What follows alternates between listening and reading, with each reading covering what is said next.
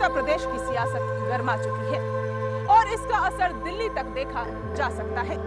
सियासी सरगर्मियों के बीच बीजेपी सूबे में अपना राजनीतिक संन्यास टूटने की उम्मीद कर रही है। यूपी में भाजपा के रहनुमा केशरीनाथ त्रिपाठी ने आगामी चुनाव को लेकर क्या तैयारियां की है, इसी पर चलेगा आज उनसे सवाल जवाब का दौर। भारतीय जनता पार्टी के प्रदेश अध्यक्ष केशरीनाथ त्रिपाठी का राजनीतिक सफर 1977 में शुरू हुआ, जब वो विधानसभा सदस्य चुने गए।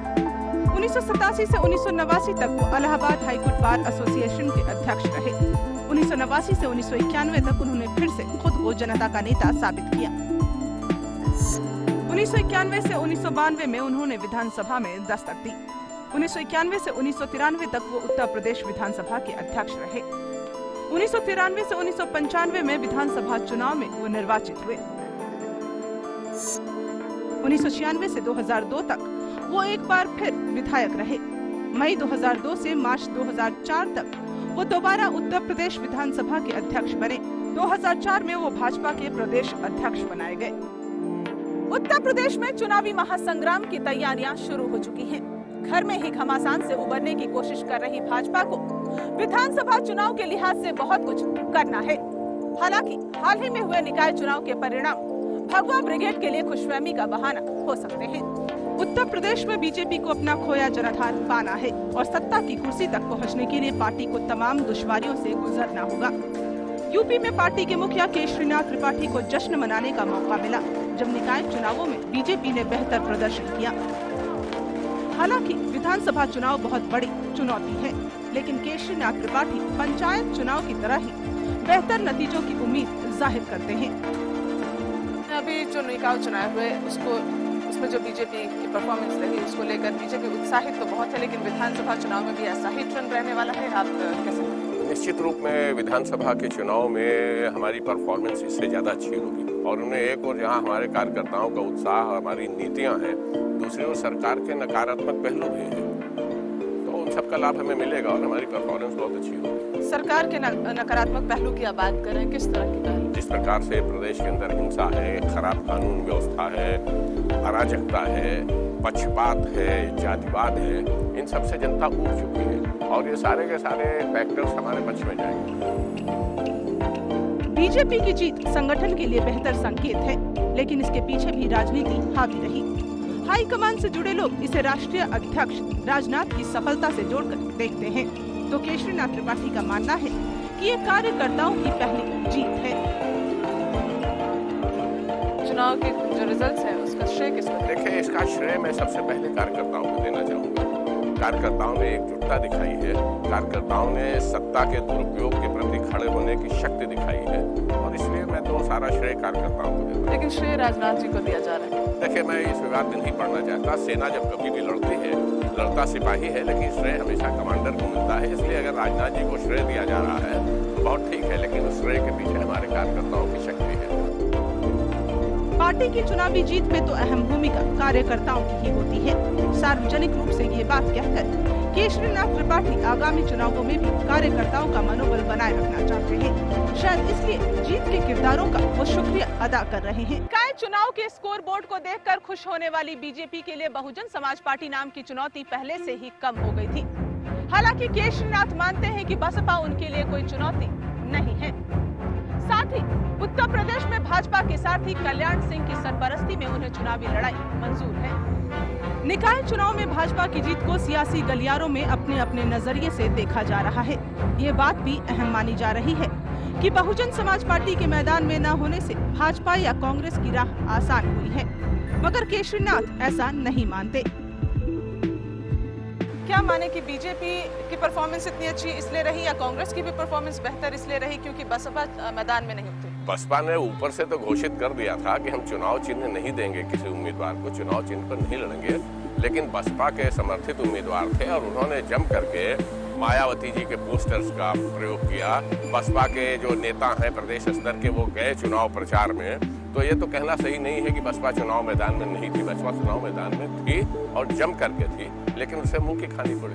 नहीं, मायावती का ये स्टेटमेंट आता है कि जो बीजेपी और कांग्रेस को वो लाना चाहती थी आगे थोड़ा और समाजवादी पार्टी को पीछे धकेलना चाहती थी, नहीं, ये मायावती का एक कूटनीतिक बयान है जो सत्य नहीं है। मायावती अपनी पराजय को छिपाने के लिए इस प्रकार की बात कर रही है, उनका कोई आधार नहीं रहा। भारतीय जनता पार्टी ने एक साल में अपने ही घर में तमाम मतभेद और विवादों का दौर देखा है। यूपी संगठन में भी 3 साल में बदलाव के कई दौर देखने वाली पार्टी की मौजूदा हालात को लेकर केशरीनाथ सहमत हैं। इसमें कल्याण सिंह की अगुवाई में चुनाव लड़ने की बात भी शुमार है। उत्तर प्रदेश में बीजेपी को आप संगठन के तौर पर देखें तो कितनी एकजुट है? बहुत एकजुट है।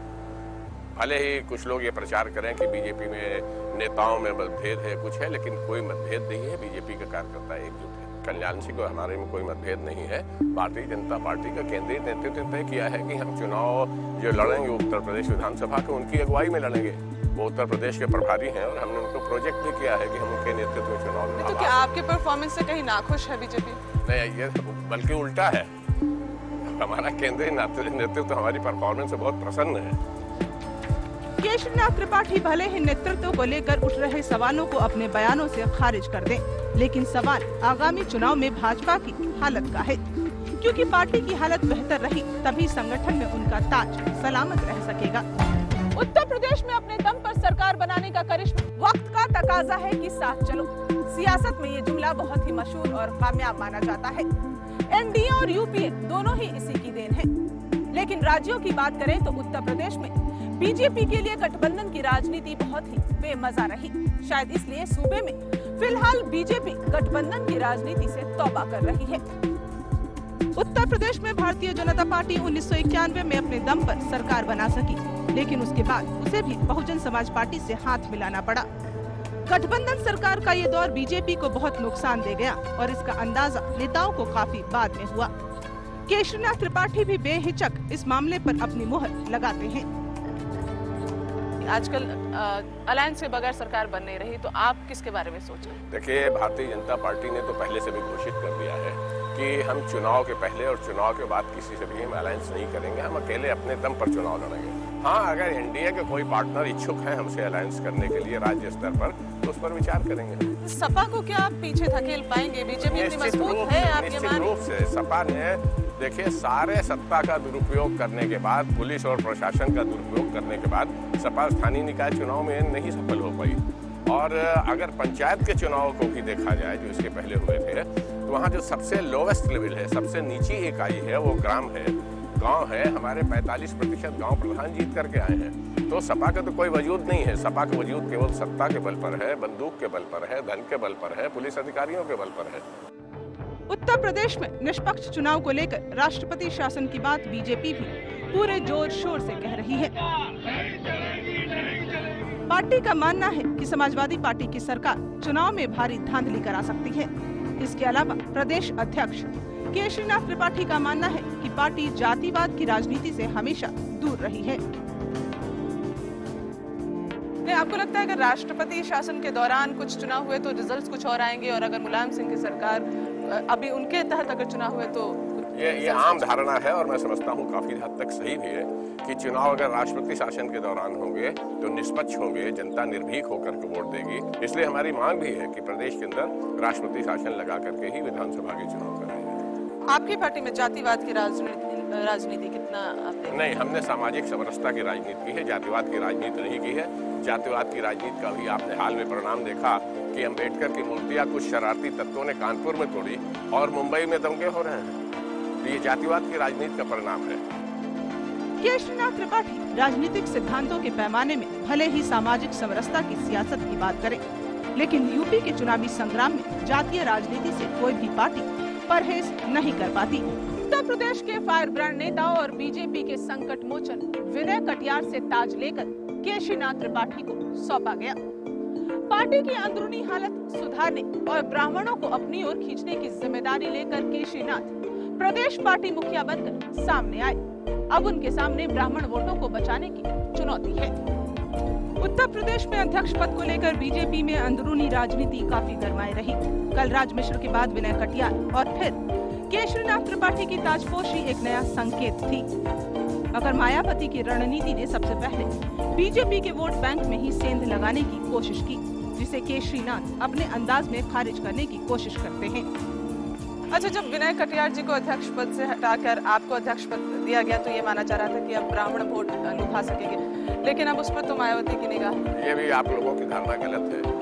ब्राह्मण कुछ ऐसे लोग, नवयुवक लोग, इन्होंने जरा पैसा पैदा कर लिया है। ऐसे लोग टिकट की लालच में और बहुजन समाज पार्टी को वोट को खरीदने के लिए मायावती को भुगतान करके गए हैं। ब्राह्मण वोट परंपरागत तरीके से भारतीय जनता पार्टी से जुड़ा हुआ है। और अगर ब्राह्मण नाम की बात लें तो फिर भारतीय जनता पार्टी में जितने ब्राह्मण नेता है वो कहाँ बहुजन समाज पार्टी के लोगों पर आते हैं? अटल बिहारी वाजपेयी से बड़ा कौन ब्राह्मण है? एक सम्मेलन करती है तो उसमें ब्राह्मण को सम्मान दिया जाता है, तिलक लगाते नजर आते हैं, ब्राह्मण जनेऊ दिखाते हैं। देखिए, ब्राह्मण के अंदर एक बात है कि वो ढोंग को पहचानता है, असलियत को पहचानता है कि ये मायावती का चुनावी नाटक है, इससे ज्यादा कुछ नहीं। जातिवाद की राजनीति से ही यूपी की सत्ता तय होती है, ये आज के दौर की सच्चाई है। मगर केशरीनाथ मानते हैं कि जो लोग जातिवाद की राजनीति करते हैं उन्हें नुकसान भी उठाना पड़ता है। पार्टी प्रदेश अध्यक्ष चुनावी मुद्दों को भी साफ करते हैं। क्या आप ये नहीं मानते कि जैसे मुलायम सिंह ठाकुरों को अट्रैक्ट कर रहे हैं, मायावती ब्राह्मणों को खींच रही है अपनी ओर, तो आपका जो वोट बैंक है उसमें कहीं ना कहीं सेंध लग गई? देखिए, इन सब का नुकसान भी सपा को हो रहा है। सपा अगर ठाकुर वोट को अपनी ओर खींच रही है तो जो गैर ठाकुर वोट है वो सपा से कट रहे हैं। भारतीय जनता पार्टी समरसता की राजनीति करती है, सभी जाति और वर्ग को साथ लेकर के चलने की राजनीति करती है और यही हमारी शक्ति है। इसी के कारण हम धीरे धीरे आगे बढ़े और आगे बढ़ रहे हैं। किन किन मुद्दों पर आपको लगता है आप चुनाव जीत पाएंगे? मुद्दों की तो कमी नहीं है उत्तर प्रदेश। राम मंदिर का मुद्दा? मंदिर का मुद्दा तो अपनी जगह है ही है। मंदिर का मुद्दा तो हमने कहा है कि ये राजनीतिक मुद्दा नहीं है, ये देश की सांस्कृतिक एकता का मुद्दा है, सांस्कृतिक राष्ट्रवाद का मुद्दा है। लेकिन हमारे पास मुद्दों की कमी नहीं उत्तर प्रदेश में। कानून व्यवस्था बहुत बड़ा मुद्दा है, विकास के काम ठप हैं, एकांगी हो रहे हैं, बहुत बड़ा मुद्दा है। आप सपा की नाकामियों को अगर ये नाकामी नहीं है, ये समाज के अंदर जो सपा के कारण दुर्गुण पैदा हो गए। आप यही मुद्दे तो कांग्रेस भी रखेगी, जनमोर्चा या आप कह लीजिए कांग्रेस, जनमोर्चा, बसपा, सबका यही मुद्दा है, तो उसमें भाजपा कैसे अलग? नहीं, भाजपा अलग क्यों? देखिए, समाज के अंदर जो स्थितियां होती हैं समय समय पर वही तो मुद्दा बनती हैं। लेकिन हमारी अलग विशेषता है, हमने सांस्कृतिक राष्ट्रवाद को बल दिया है, हमने तुष्टीकरण की नीति न चले इस पर बल दिया है। आज देश के सामने जो खतरा हो रहा है आतंकवादियों के कारण, आतंकवादियों का तुष्टीकरण हो रहा है कांग्रेस के द्वारा, समाजवादी पार्टी के द्वारा, ये हमारे लिए मुद्दा है। नहीं, आप अपराधीकरण की बात करें तो कोई भी सरकार है वो जोड़ तोड़ की राजनीति अपराधीकरण में शामिल हो ही जाती है। नहीं, जोड़ तोड़ की राजनीति अलग है, अपराधीकरण की राजनीति अलग है। आज उत्तर प्रदेश में राजनीति का अपराधीकरण हुआ है, इस पर कांग्रेस मौन है। अकेले हमने इस मुद्दे को उठाया है कि राजनीति का अपराधीकरण समाप्त होना चाहिए और राजनीति का इस्लामीकरण जो हो रहा है वो समाप्त होना चाहिए। लेकिन आज उल्टा हो रहा है। आज यहाँ समाजवादी पार्टी की सरकार जिस प्रकार से सिम्मी को प्रोत्साहन दे रही है, केंद्र की सरकार ने सिम्मी पर प्रतिबंध लगा दिया, उत्तर प्रदेश की सरकार उस प्रतिबंध को मानने के लिए तैयार नहीं हो रही है, जिसके कारण आज आतंकवादियों को उत्तर प्रदेश में संरक्षण मिल रहा है। स्वयं मुख्यमंत्री ने 16 मई को इसी वर्ष विधानसभा में कहा है कि उत्तर प्रदेश में 34 जिले आतंकवाद की दृष्टि से संवेदनशील हो गए हैं। 34 जिले का मतलब आधा उत्तर प्रदेश। और हमारा कहना है कि 40 से अधिक जिले हैं जो आतंकवाद की दृष्टि से संवेदनशील है, जहां ISI की एजेंट्स ने और आतंकवादियों ने अपने अड्डे बना लिए हैं। तो आज उत्तर प्रदेश तो बारूद की कगार पर है। ये हमारे लिए चुनाव का मुद्दा है।